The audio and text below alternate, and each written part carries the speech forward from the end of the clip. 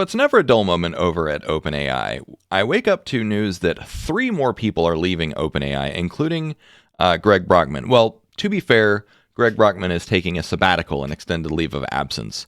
But at this critical time, just before GPT-5, yeah, so there's some speculation either way. And of course, we're reading the tea leaves from the outside, so all we have really is speculation. But so Greg Brockman is taking a sabbatical. And then co-founder John Schulman is actually joining Anthropic, which this is a pattern that we've seen. I'm a big fan of Anthropic because their approach to safety and alignment is just fundamentally different. And then Peter Dang, VP of Consumer Product, which OpenAI having pivoted to being a consumer product company, him leaving, that's also very interesting. You'd think that if OpenAI was the place to be, if they were truly the epicenter of the march to AGI, then all these people would be staying. But they're not. And this follows several other departures from OpenAI, namely Jan Leka, head of Super Alignment team. So here's the thing. I've been talking to a lot of people, some industry insiders, and what people have come to believe is that Sam Altman was always a mercenary. And so in the tech space, in the innovation space, there's this paradigm of missionary versus mercenary. So he pretended to be a missionary. His missionary mission was to, was this benevolent mission of create safe AGI for the world. But then every time his actions told us otherwise, he would compromise those values, that missionary value, in order to either make more money, have more power, or become ingratiated with the power brokers. Namely now, the NSA and the government, because he's got a revolving door access to the United States government and vice versa. And so in that respect, when you look at it, missionary versus mercenary, his actions say loud and clear, he is a mercenary. He was probably a mercenary in missionary's clothing. And now that the mask is off, a lot of people are realizing that. Now, Greg said that this is his first time to relax.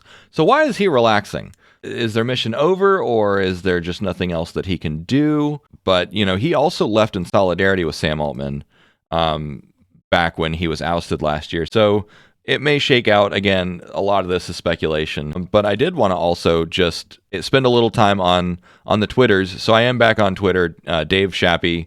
And Twitter's a different experience from when I was last on there. But the conversation has also evolved. So when I first got into the AI space, there was nobody else here. And I don't mean like nobody. There's a lot of you that were here, but certainly the public conversation is different. And there's this weird tribalism evolving.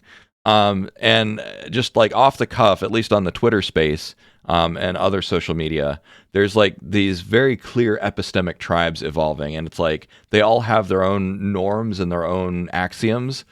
So there's number one is the Yudkowskian safety people. These are the ones that are like, the sky is falling, AI is going to kill everyone, why aren't you taking this seriously? And they come in different flavors, from the totally hyperbolic to the more reasonable, like, well, what about bioweapons, and what's your stance on OpenAI, or open source, sorry. Oh, also, what's your stance on OpenAI?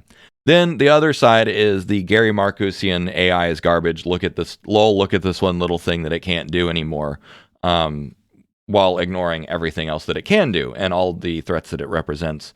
I talked to my wife about this one, and she thinks that this is like just pure cope. Like, AI is here and it's more significant than I hoped, and I can't cope with that level of whatever. And then there's the salvation fantasy accelerationists. These are the ones that are like, I'm always talking about salvation fantasy, which is just like, if this comes, it's going to fix everything in my life. It's going to change everything for the better. And it's like, the realism here is that like technology often makes things worse before it gets better. I mean, just look at the history of agriculture. Look at the history of the internet, look at the history of petroleum, like all of these things. Like, yes, objectively, ultimately, we end up in a better place because of these technologies, but it can be very messy in the meantime. For instance, with the invention of agriculture, zoonotic diseases, physical injuries because we're living not in lifestyles that we're supposed to live in, so on and so forth. Number 4, what I call the hacky Web3 crypto bro people. This was actually with the implosion of FTX in the AI space. There was like a lot of like memes going around, just like, watch out, all the crypto bros that just lost their shirts in crypto are now going to rebrand themselves as AI experts. And that's pretty much what happened.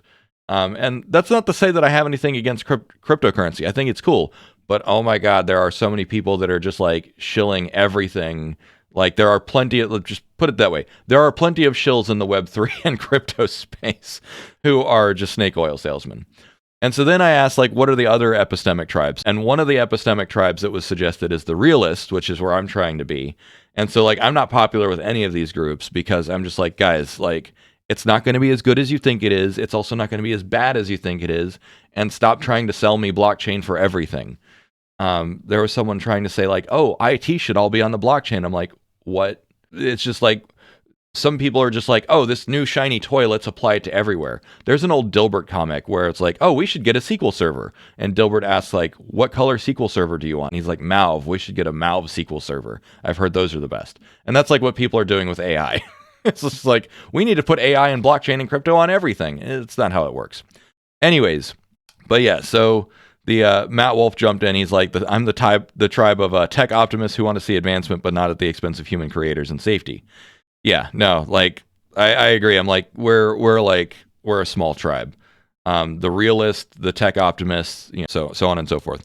Now, anyways, so on the topic of OpenAI, we've got some accounts. You know, so there's the I Rule the World Strawberry guy over here, and a few others with potentially credible insider information. So this is not a take that I would have expected. You'll start seeing more people leave OpenAI because they've built superintelligence. The staircase has started building itself up and away. So I don't know if I give this take much credibility. But it's also possible because like we know that there's the Q Star that they've been working on. We know that they have the Project Strawberry, whatever that happens to be. It's entirely possible that they have achieved some kind of breakthrough.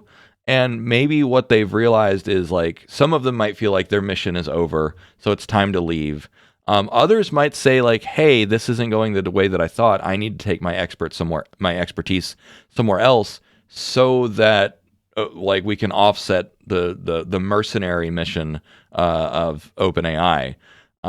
Because yeah, like when you look at behavior, like if you take it at face value, you could say Sam Altman honestly believes that he has been tapped for this like sacred mission to create safe AGI, and that he honestly, sincerely believes that only he can do it.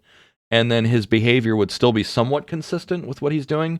You know, he's like, okay, I need money to make this happen. I need power to make this happen. I need to be, I need to have two-way relationships with the military-industrial complex to make this happen. But at the same time, Occam's razor says, also he would be behaving that way if he was just a mercenary. So you weigh it in your hand. So I don't agree with this take, but it's interesting that this is part of the conversation. And then, so Matthew Berman chimed in like, I'm taking a sabbatical through the end of the year. First time to relax. The mission is far from complete. We still have a safe AGI to build. So again, we're getting very, very mixed messaging from Greg Brockman and others. Like, okay, so some people are leaving, some people are defecting. And then, blah, blah, blah. The Bentis says all press is good press. Yeah, what I will agree, and a lot of you in the comments pointed this out, is that OpenAI is actually really good at building hype. But that's because Sam Altman came from Y Combinator. He's a salesman, first and foremost. So, and then the final tweet is, if OpenAI is right on the verge of AGI, why do prominent people keep leaving? This is honestly the most serious question, which is, so taking it at face value, if they are indeed close to AGI, why are people leaving? It could be because there's disagreements about which way to take it. Because if they're on the verge of AGI, that doesn't mean it's on the verge of safe AGI. Also, from a game theory perspective, they probably realize, so just, again, taking it at face value, assume that OpenAI is close to AGI, which it might not be, probably isn't, but they might have had some kind of breakthrough, and people realize, wait, the only way to counterset, the only way to offset this is to have a better balance of power. Because if OpenAI is the only company with this breakthrough, then that means that they have all the cards, they hold all the power, and that what they're slowly realizing is that the Nash equilibrium changes, if multiple people have that power. It's the same reason that, that we call nuclear weapons a nuclear deterrent, is because if multiple nations have nuclear weapons, nobody's going to fire first, and that has been true for, I don't know, 5 decades now. And so they're coming to realize the same thing is true, is that the best way to keep one AGI company in check is with another AGI company. It's kind of a fight fire with fire mentality. Again, that's me reading into it. But again, these are important questions to be asking. What is going on that people keep jumping ship at OpenAI? Is it because of Sam Altman being a mercenary rather than a missionary? That is also possibly the simplest explanation. So anyways, I just wanted to update you on the news. Come follow me on Twitter. We have a good time. Yeah, and that's it. Cheers. Have a good day.